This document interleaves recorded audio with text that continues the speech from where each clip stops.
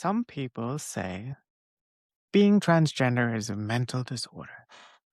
But there's a strange problem with that idea because we actually have a real world case where doctors tried to force someone to become a different gender. In the 1960s, psychologist John Money believed gender identity was something you could teach a child. So I want to just draw a line here between societal norms and inherent gender identity that comes from mental schema. So when a baby named David Reimer suffered a tragic medical accident during a procedure, Money advised the parents to raise him as a girl.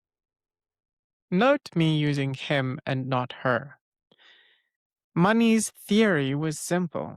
If gender identity was purely social, then a child raised as a girl from infancy would grow up believing they were one. But the experiment failed. Who could have guessed?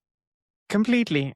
Despite being raised as a girl from infancy, Reimer insisted throughout childhood that he was a boy.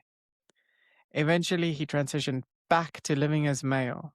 In other words, when someone was forced to live as the wrong gender, the distress appeared anyway. The distress from living in the wrong gender. That doesn't look like a disorder caused by identity.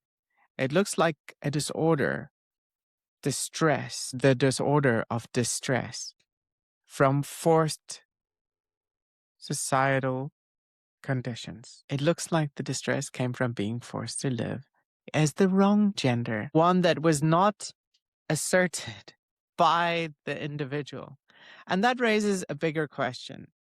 If that's what happens when someone is forced in the wrong gender role, why are so many people convinced that the solution for transgender people is to force them to stay there?